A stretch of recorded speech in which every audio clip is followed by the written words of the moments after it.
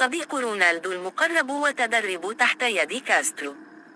صفقة جديدة محتملة في النصر. الأفضل في الدوري البرتغالي يقترب من نادي النصر.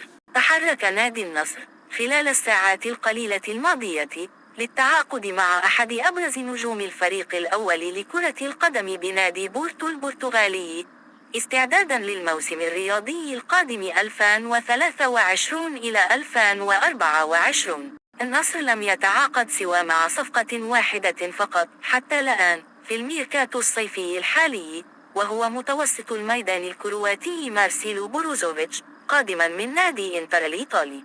النصر لم يتعاقد سوى مع صفقة واحدة فقط حتى الآن في الميركاتو الصيفي الحالي، وهو متوسط الميدان الكرواتي مارسيلو بروزوفيتش، قادما من نادي إنتر الإيطالي. وحسب صحيفة ريكورد، استفسر مسؤول العالمي من النجم البرتغالي أوتافيو، صانع ألعاب بورتو والحاصل على أفضل لاعب في الدوري المحلي الموسم الرياضي الماضي 2022 إلى 2023، بشأن إمكانية الانضمام إلى الفريق الأول لكرة القدم.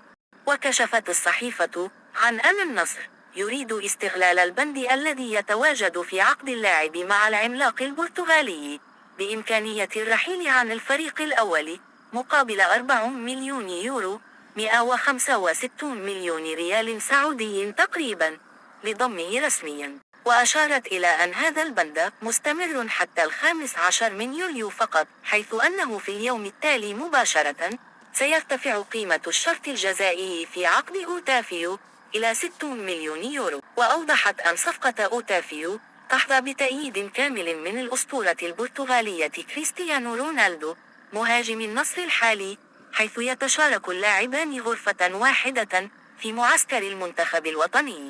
وأكدت الصحيفة على أن البرتغالي لويس كاسترو المدير الفني الجديد لنادي النصر معجب أيضا باللاعب، حيث سبق وأن دربه عندما عمل في بورتو. جدير بالذكر أن أوتافيو البالغ من العمر 28 سنة تعود أصوله إلى البرازيل، إلا أنه حصل على الجنسبة البرتغالية وأصبح لاعبا في صفوف المنتخب الوطني منذ عام 2021.